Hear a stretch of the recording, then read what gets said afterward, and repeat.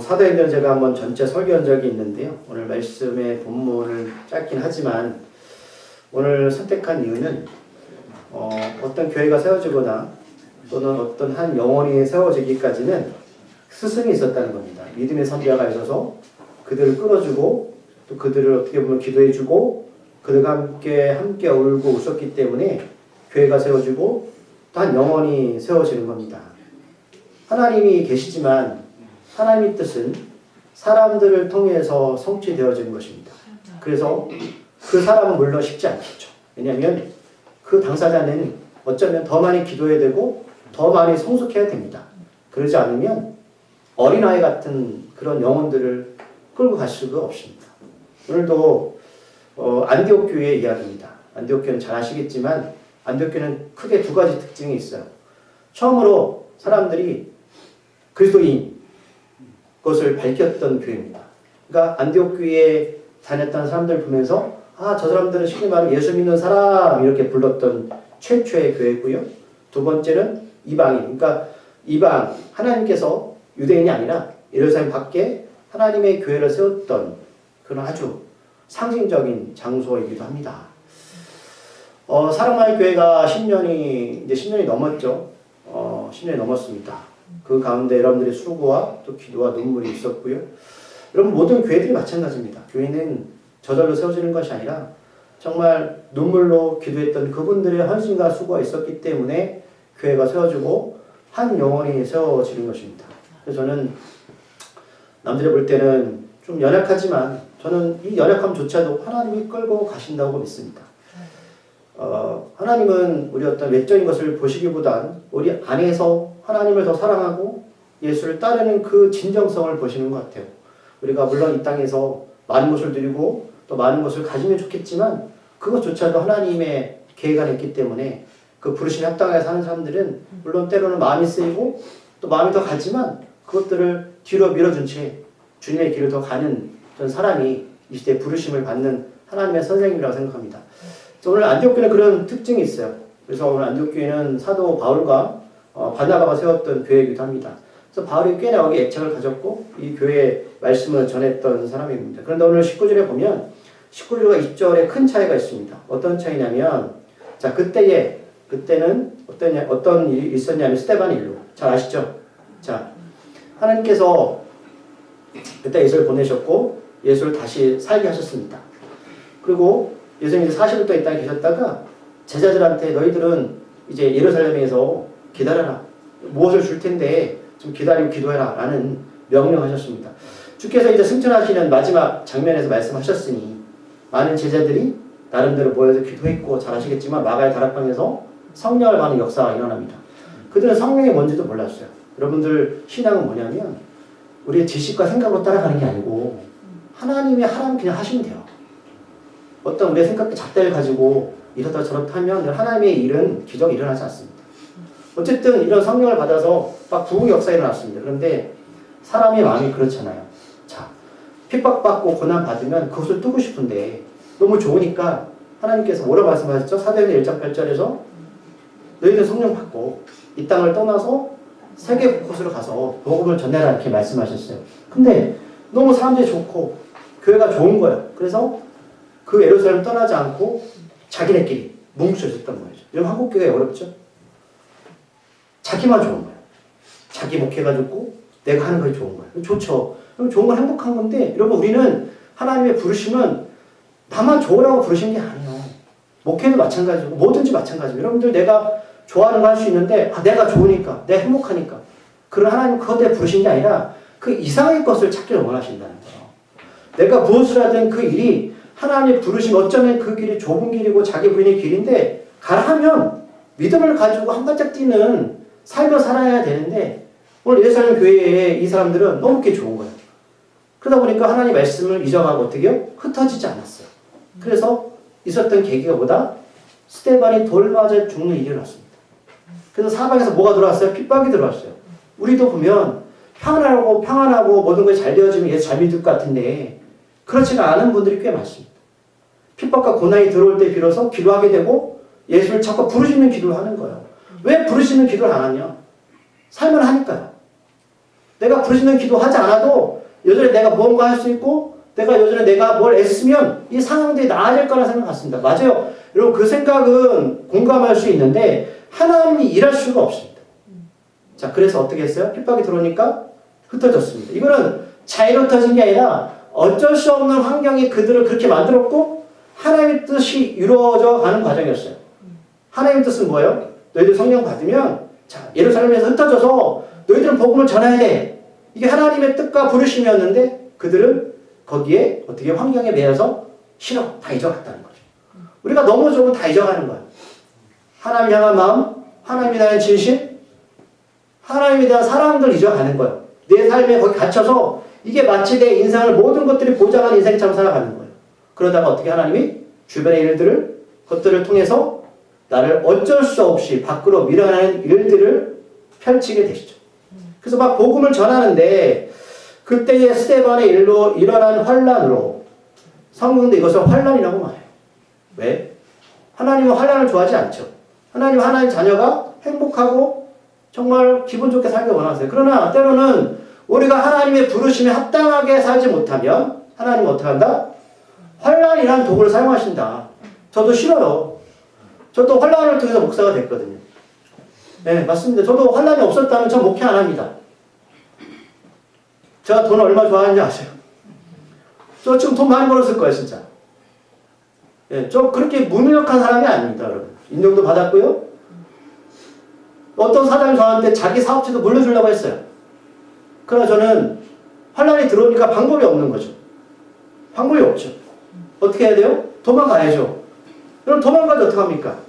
그래서 이들이 예루살렘에서 흩어져서 간 게 어디냐면 뭐 베니게, 구브로, 안디옥까지 왔어요. 안디옥까지 와서 이들이 교회를 세우게 된 거예요. 근데 여러분들 아시겠지만 이들이 계획하고 움직인 게 아니에요. 그냥 환란이 들어오니까 어떻게 하다 보니까 여기까지 온 거죠.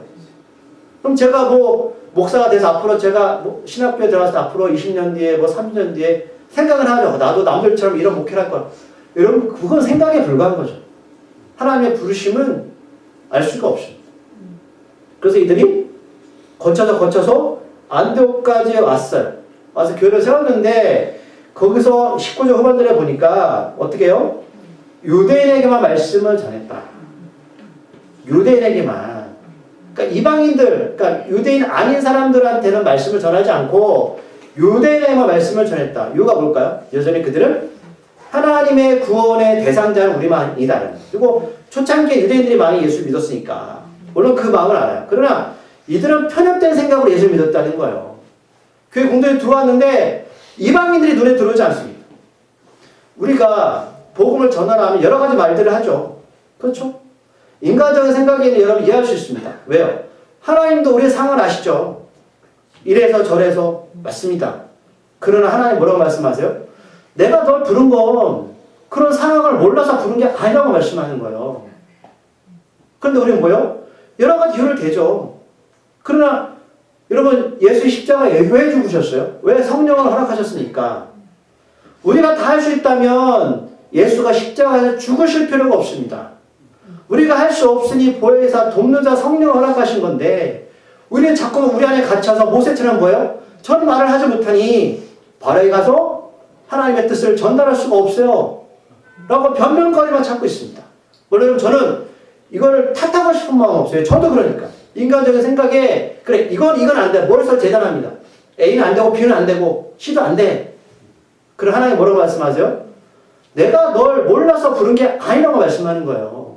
근데 어떻게 해요? 계속 이들은 안디옥까지 가서 교회를 세웠는데 유대인에게 말씀 전합니다. 다시 말씀드릴게요. 사도행전 1장 8절에서 예수께서 뭐라고 말씀하셨어요? 유대인에게만 말씀을 전해라? 아니죠. 어디까지 갑니까? 땅끝은 누가 살고 있어요? 내가 모르는 사람들이잖아요. 그런데 여전히 이들은 환난을 겪고 고난을 받았음에도 여전히 유대인에게 자기 아는 사람들, 그래 너 나 잘 알지 친해? 이런 사람들의 말씀을 전했다는 거예요. 그러면 사도행전 1장 8절 말씀이 이루어질까 이루어지지 않을까요? 이루어질 수가 없죠. 그럼 하나님이 어떻게 하실까? 촛대를 옮기시겠죠. 촛대를 옮겨서 하나님의 사람들을 찾으시겠죠.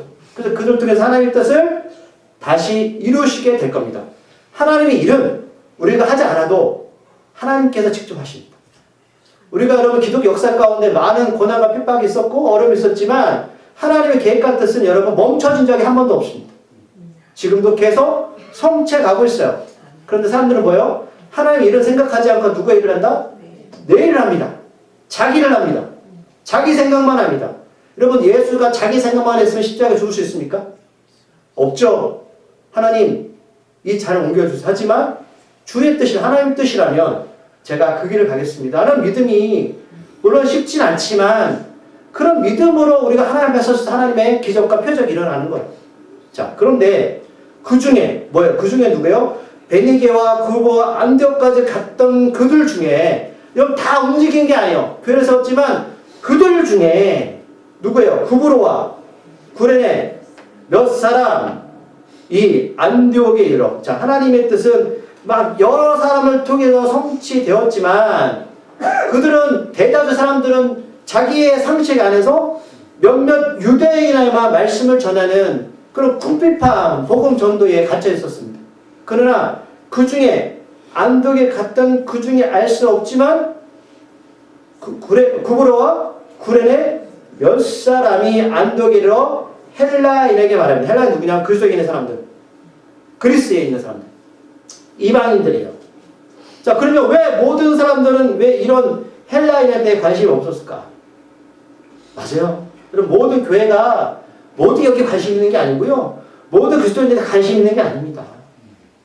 모든 사람들이 여러분 그리스도인들이 하나님의 영혼에 관심 있는 게 아니에요. 물론 그들도 나름대로 자기 일을 하는 거죠. 유대인한테 복음 전하는 거, 말씀 전하는 귀한 일입니다. 그러나 예수가 왜 주셨습니까? 땅끝까지 이르러서 너희들이 부르심에 합당한 인생을 살라고 부르신 거잖아요. 근데 거기 갇혀서 살아가는 거죠. 그럼 하나님은 어떻게 해요? 그 중에 몇 사람 이름도 나와 있지 않아요. 그럼 생각해 보세요. 사도행전에 왜 이름들이 기록되어 있지 않을까? 자, 이거는 안디옥에서 누가 사역을 했다고요? 바울입니다. 바울은 하나님 왜 부르셨냐면 유대인한테만 복음을 전하라고 부르신 게 아니죠. 이방인한테 복음을 전하라고 부르셨죠. 그러면 바울은 어디에 더 관심이 많았을까요? 이방인들이죠. 그러면 생각해 보세요. 바울이 안디옥에서 그렇게 성의를 다해서 말씀을 가르쳤다면 모든 대다수에 있는 사람들이 그 안에서 유대인한테 말씀을 전했을 때에 바울은 헬라인한테 복음을 전하는 몇 사람의 관심이 있었을까 없었을까요? 있었죠. 자, 사도행전 누가 기록했을까요? 누가 기록했어요? 누가잖아요. 누가죠? 사실 누가 기록했죠? 자, 그러면 누가가 그럼 이거를 어떻게 기록했을까요? 바울한테 얘기를 들었겠죠. 그러면 이런 사람들을 얘기를 못 들었을까요? 들었을 가능성이 크죠. 뭐 적기가 귀찮아서? 아니에요. 누가는 오늘 이거 성경을 기록하면서 이름, 실명을 기록하는 것보다 하나님 앞에서 무명의 부르심에 받는 몇 사람을 더 기록하기 원했다는 거예요. 왜 그랬을까? 우리가 목사도 그랬지만 사람들은 자기를 드러내는 걸 좋아합니다. 칭찬받는 것도 좋아하고요. 저도 마찬가지예요. 칭찬 싫어하는 사람 아무도 없죠. 아무도 없어요. 그런데 왜 누가는 이렇게 이름을 적지 않고 굳이 제자들처럼 베드로, 바울을 적지 않고 그 중에 많지는 않았을 것 같아요. 그쵸? 근데 몇 사람이라고만 기록했을까? 저는 이게 하나님의 관점이라 생각합니다. 이들은 하나님의 부르심에 무언가 자기가 뭘 했다고 해서 사람한테 칭찬을 받거나 또 하나님 사람들 앞에서 뭔가 자기 일을 드러내고 싶은 게 없었던 것 같아요. 이들이 원했던 건 하나님의 상 주심이었습니다. 이거는 바울이 고백했던 내용입니다. 하나님의 상 주심이 뭐죠? 위에 면류관. 하나님 주신 면류관. 그것은 영원하니까. 사도행전에서 하나님께서 우리에게 처음에 세웠던 이 안디옥 교회에서 왜 이방인의 사역에 중점을 세웠을까? 이 몇 사람 때문이었습니다. 교회를 세워가는 것들 또는 우리가 믿음으로 세워가는 것들이 여러분 대다수를 하나님이 일을 하지 않습니다. 저도 많은 교회를 보고 많은 교회 목사님들 장로님을 만납니다. 근데 요즘 그 대천교회에서 목사님 좀 얘기를 나눴는데 그 목사님도 이제 주변에 있는 교회를 얘기를 하더라고요. 자기의 사역과 일들을 쭉 말씀하시더라고요. 귀한 일을 많이 하시더라고요. 하시면서 천안의 어떤 그 규모 있는 교회를 말씀하셔서 이렇게 말씀하죠. 김 목사, 요즘은 교회들이 일을 안 해. 왜요? 일꾼들이 없대요. 인원이 많으니까 더 많은 일꾼이 있지 않겠습니까? 라고 제가 질문을 드렸어요. 그렇지. 그런데 생각해봐. 한 명이 100명 상대하는 거하고 한 명이 10명 상대하는 거 같아. 무슨 얘기냐면 우리가 볼 땐 1000명이 모여도 그중에 일할 수 있는 사람이 극히 드물어서 그 일을 다 감당할 수 없다는 겁니다. 그래서 밥도 안 먹어. 제가 말씀드렸잖아요. 점심도 안 먹어. 그래서 외주를 준다고 말씀하시더라고요. 그러니까 재정적으로 충분하니까. 그럼 우리가 생각하는 삶이 뭔가 그럴 때 보이고 뭔가 이렇게 내가 내세우고 사람들한테 받는 것들이 피드백이 좋으면 좋겠지만 하나님 여러분 사람들한테 받는 칭찬을 원하지 않습니다. 하나님 주시는 상 거기다 저 마음을 더 쏟으셔야 돼요. 이 땅에 살아가는 모든 것들은 여러분 언젠가 끝나는 건데 거기에 얽매이는 것들에 대해서 우리가 때로는 자꾸만 우리 마음속에 욕망이 들어오지만 예수 안에서 그것들을 정화하는 작업들을 하셔야 돼요. 그게 바로 우리가 심지어 나을 때 성숙한 그리스도인의 모습이라고.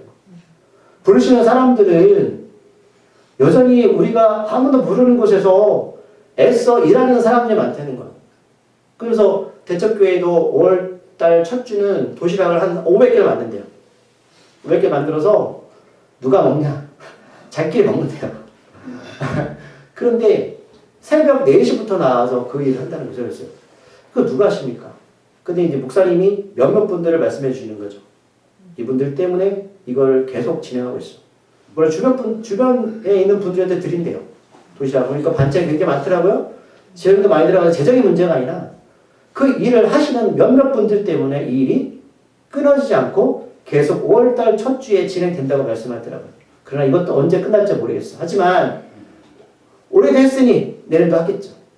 그러니까 하나님의 몇몇의 사람들 여러분 자기 모습을 드러내고자 하는 게 아니라 그를 통해서 하나님의 사람들이 누군가를 그들이 더 잘할 때까지 성숙해질 때까지 옆에서 케어준다는 거죠. 그래서 교회가 이렇게 유지되고 있고 성장하고 있고 나고 있구나라는 생각이 들었어요. 그럼 그거는 대창교회뿐만 아니라 주변에 있는 교회들이 다 그렇습니다. 모든 사람 다 일하지 않고 모든 사람 다 일하지 않는 것은 아니지만 오늘 이렇게 구브로와 구레네 몇 사람의 안디옥에 이르러서 유대인에게 복음을 전할 때 이들은 거기에 신경 쓰지 않고 하나님 말씀대로 누굴 전파했냐면 주 예수를 전파합니다. 자, 19절과 20절의 차이는 그거예요. 자, 19절에 뭐라고 말씀하고 있냐면 유대인에게만 말씀을 전했다고 기록하고 있죠. 그런데 20절에서는 다르게 말합니다. 뭐라고요? 주 예수를 전파하라. 말씀이 예수 아닌 말 맞죠? 그러나 왜 누가는 이렇게 구분해서 말할까? 다 같은 말씀 아닌가? 이거구나. 20절에서 유대인이 아닌 이방인한테 말씀을 전했던 이 사람들은 어디에 중점을 뒀냐면 예수한테 중점을 뒀다는 거예요. 예수. 이 사람들은 정말 예수의 은혜를 경험한 사람이구나. 예수를 알아 예수를 전하죠. 저는 여러분 정말 예수를 알기 원해요. 예수가 내 삶 가운데 어떻게 일하셨고 어떻게 구원받았고 이 사실을요. 여러분들 내 마음속에 이게 정리가 되시고 전할 수 있는 믿음이 있어야 되는 거예요. 이들의 정리가 안 되는데 어떻게 전합니까? 예수를 전파했다. 복음을 전파했다.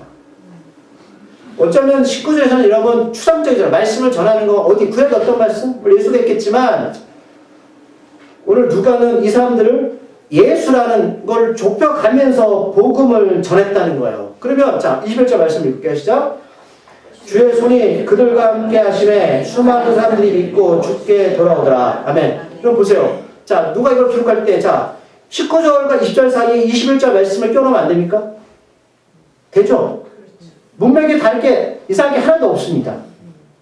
그런데 왜 누가는 말씀을 전한다 훌륭합니다. 그런데 20절에서 주 예수를 전하는 이방인들한테 왜 21절에서 이어서 이 말씀을 더 상세히 기록할까? 우리가 말씀을 전하는 능력이 있지만 예수가 더 능력이 있구나. 그때 비로소 예수의 손, 예수의 손이라는 능력이 있는 걸 말합니다. 하나님의 손이 그들과 함께 하셨다.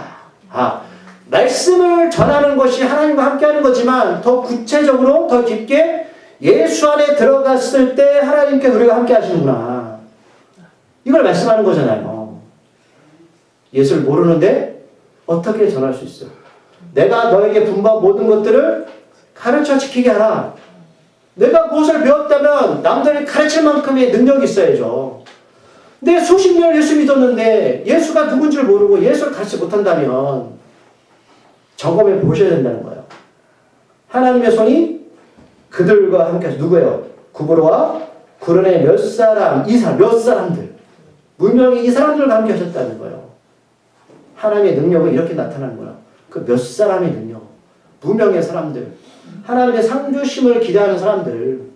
세상의 칭찬과 세상의 모습이 아니라 내가 하나님 앞에 비춰진 나의 진실된 모습. 그래서 하나님의 역사는 어떤 일이 벌어졌죠? 수많은 사람들이 믿고 죽게 돌아오더라. 여기서 여러 가지 나눌 수 있어요. 자, 그러면 이들이 전한 거는 사람의 능력이 아니라는 거예요.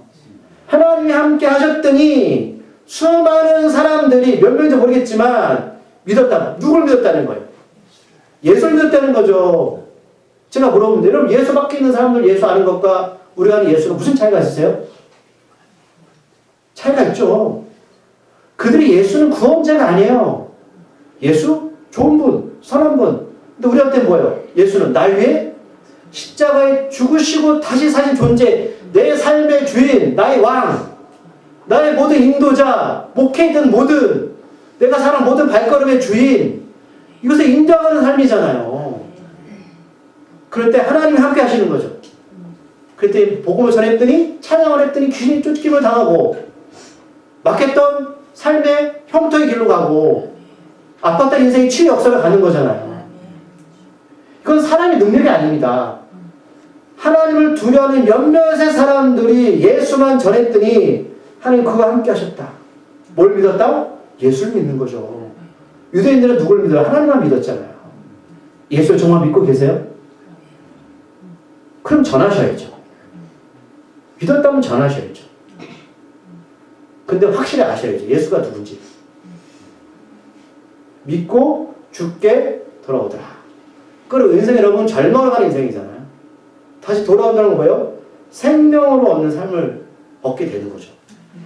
이런 역사가 일어났다는 거예요. 아, 그렇구나. 문명의 사람들이 예수를 전하는 그 믿음이 있었고 그 믿음이 하나님과 함께 하시니 그들이 한 영혼이 구원을 받더라. 이거 우리한테 보여주는 거잖아요. 사람의 이름이 뭐가 중요하겠습니까? 말씀 하나 찾아볼게요. 사도행전 24장 25절 말씀입니다.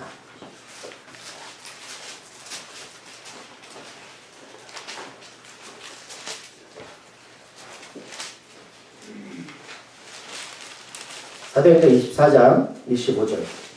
그럼 구체적으로 이들이 예수를 어떤 걸 전했냐는 거죠. 사도행전 24장 25절 말씀 찾으셨나요? 네. 말씀을 읽어보겠습니다. 시작. 바울이 위와 절제와 장차 오는 심판을 강론하니 벨릭스가 두려워하여 대답하되 지금은 가라 내가 틈이 있으면 널 보리라고. 아멘. 자, 바울이 감옥에 갇혔어요. 근데 벨릭스라는 총독이 높은 사람이죠. 이 사람도 영혼에 관심이 있었던 것 같아요. 그런데 그의 아내 유대여자 도르실과 함께 아내와 같이 찾아온 거예요. 그러니까 쉽게 말하면 여러분들한테 어떤 사람이 예수를 알고 싶은 거예요. 높은 사람이. 뭐 높은 사람뿐만 아니라 그럴 수 있죠. 찾아와서 그러면 어떻게 하실 거예요? 찾아왔는데 예수를 전해야죠. 그런데 내가 안에서 정리가 안 됐어. 가서 목사님한테 물어보세요. 하실 거예요? 말씀 못 알아서 이렇게 하실 거예요? 근데 예수를 가르쳐 줘야죠. 그게 맞는 거 맞죠? 자, 배우 바울을 부릅니다. 높은 사람이니까. 자, 그리스도 예수 믿는 도를 듣거늘. 자, 이 사람 예수 알아요, 몰라요? 알죠? 그리스도 예수 믿는 도를 듣거늘. 예수가 누군지 알아서 부른 거예요. 아무도 모르는 사람이 아니에요. 그러나 내 구원의 확신이 없으니까 바울한테 듣고 싶은 거죠. 교회 밖에 있는 사람 예수 알아요. 그래서 부른 거예요. 바울아, 네가 예수의 도를 전한다고 하는데 도가 뭐냐? 예수가 가셨던 그 길. 이 땅에 어떻게 오셨고 어떻게 사셨고 왜 죽으셨냐? 다 사셨다며. 이런 얘기를 들었어요. 근데 그래도 여러분 그렇다고 구원 받는 게 아니죠. 예수가 나의 삶의 주인이 안 됐잖아요. 그래서 부부랑 같이, 아내랑 같이 바울을 불렀어요. 근데 바울이 무슨 얘기를 했냐면, 첫 번째, 이와 절제와 장차 오는 심판을 강론이 뭐냐면, 제가 강의 설교한 거예요. 똑같이. 예수가 누군지를, 예수 믿으면 구원받아 이 얘기한 게 아니고, 성경 갖다 놓고, 쭉 예수가 누군지 설명해 줬다는 얘기예요. 그런데 세 가지를 말했다. 뭐다? 이게 뭐냐면 쉽게 말해 여러분, 하나님과의 올바른 관계를 말하는데 어떻게 하나님과 올바른 관계가 될까요? 우리가? 누굴 통해서? 예수님을 통해서 가능하죠. 그러니까 예수가 누구인지를 설명해 줬다는 거예요. 갑자기 예수가 십자가에 죽어서 왜 죽었어? 어떻게 살았어? 궁금하죠? 어떻게 사는가 한 게 뭐야? 들은 거 같은데 그거를 바울이 자세하게 이 부부한테 그 얘기를 해줬다는 이야기입니다. 근데 모르는데 어떻게 설명할 수 있어요? 할 수가 없겠죠. 두 번째 뭐냐면 뭐요? 절제죠. 그럼 절제는 내가 뭘 먹고 싶은데 안 먹는 게 아니고 이 절제가 뭐냐면 예수님을 믿기 때문에 내가 하지 말아야 될 것을 말하는 거예요. 쉽게 말하면 자, 오늘 벨릭스는 높은 사람이죠. 이 사람 예수 믿기 쉬울까 어려울까요? 쉽지 않겠죠. 왜요? 예수 믿을 때 놓을 게 많잖아요. 그럼 어떤 게 중요한지 설명해 주는 거예요. 벨릭스요, 당신이 예수 안다고 하는데 예수 이런 존재입니다. 근데 당신이 구원 받으려면 이런 것들 제쳐놔야 돼요. 우리가 고급 용어로 뭐라 말하냐면 자기 부인이라고 말하는 거예요. 이건 아닙니다. 이건 하지 마세요. 내가 주일날 바쁜데 아니요? 그거 제쳐두셔야 돼요. 당신이 예수를 하고 싶으면 주일날 제쳐두세요. 이 이야기를 해주는 거예요. 삶에 대해서. 그게 바로 뭐다? 절제라는 거예요. 예수 믿는 것 때문에 하지 말아야 할 것들이 있다는 거예요. 그것들을 하지 마셔야 됩니다. 그래야 비로소 뭘 한다? 예수의 도를 알 수 있습니다. 얘기해줬다. 세 번째 뭐냐면 심판입니다. 심판. 심판이 뭐예요? 사도신경 중에 예수님은 산자와 죽은 자를 심판하러 오십니다. 생명은 끝나는 게 아니고요. 반드시 뭐가 있다? 하나님의 심판이 있습니다. 그래서 당신이 이 땅에서 이렇게 저렇게 살아가야 됩니다. 왜 심판을 믿는 것과 반대로 하나님의 상 주심이 있기 때문이다. 무명의 사람들처럼. 이 땅에 살아가는 건 모두 끝나는 게 아니다. 우리의 코에서 생기가 끝나는 그날에 우리 영혼은 하나님께 가서 하나님께 심판을 받을 것이고 예수가 없다면 두 번째 사망 아시죠? 꺼지지 않는 불못에 영혼이 던져지게 될 것입니다. 그럼 신앙은 생명이에요. 해도 되고 안 해도 되는 문제가 아니라고요. 내 목숨을 구하셔야 된다고요. 그래서 믿음이라 뭐냐? 무엇을 믿어야 하는가? 당신이 어떻게 살아야 되는가? 최종적으로 심판 때문에 예수 믿어야 됩니다. 라고 얘기를 하는 거예요. 자, 오늘 말씀을 제가 이제 정리를 할 거예요. 자, 오늘 사도행전에서는 명확하게 하나님께서는 말씀하시죠. 자, 유대인에게 복음을 전할 때 이게 무명에 부르심 받은 몇 사람이 다른 게 전한 게 아니다. 예수를 전했다. 그때 하나님이 임하셔서 수많은 사람들이 믿는 사람들이 예수께 돌아갔다. 라는 얘기 하는 거예요. 안디옥 교회에서. 그래서 바울은 뭘 가르쳤냐? 위아, 예수, 절제. 당신 예수 믿으면 어떤 삶을 살아야 되냐? 끝으로 심판. 왜 이렇게 살아야 되냐? 예수를 믿어야 되냐? 하나님께 심판받지 않기 위해서. 라는 세 가지를 가르쳤다는 거예요. 그러면 반대로 여러분들 어떤 분들이 우리에게 왔을 때 예수를 알고 싶어서 또는 내가 누구한테 복음을 전하고 싶을 때 난 어떻게 될까? 어떻게 될까요? 예수를 알고 그들한테 전해야 되겠죠. 모든 일이 난 아는 사람한테 유대인한테만 전할 때 나는 어떻게 해요? 무명이지만 아니 하나님의 뜻은 세상 끝날 때까지 복음을 전하는 거야. 나는 어떻게? 그 일에 동참할 거야. 어떻게 해서 밀려왔지만 하나님은 나를 부르신 그곳에서 하나님의 일들을 바꾸신다. 그거예요. 그 말씀하는 거예요. 이들이 계획한 게 아니었어요. 저도 마찬가지고 여러분 마찬가지입니다. 우리가 만든가 계획한 거예요, 여러분? 계획하셨나요?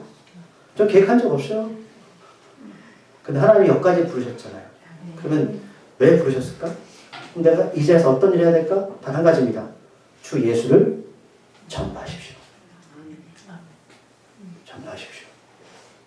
2명의 한 사람으로 전파하십시오. 다시 위와 절제와 심판의 이야기를 하시기를 바랍니다. 네.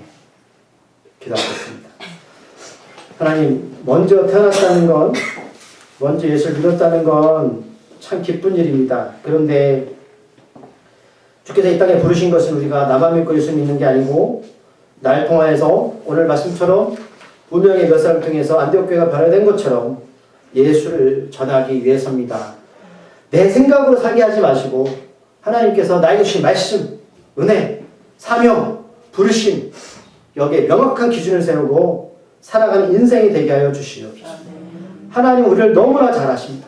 내가 상식이 없고 경험이 부족하고 연약하지만 하나님이 그래서 부르셨는데 우리는 나는 이래서 저래서 나를 바라봅니다. 나를 바라보면 실패합니다. 나를 바라보지 말게 하시고 나를 부르신 하나님 예수 그리스도를 바라보게 해 주시옵소서. 예수님의 이름으로 기도드립니다.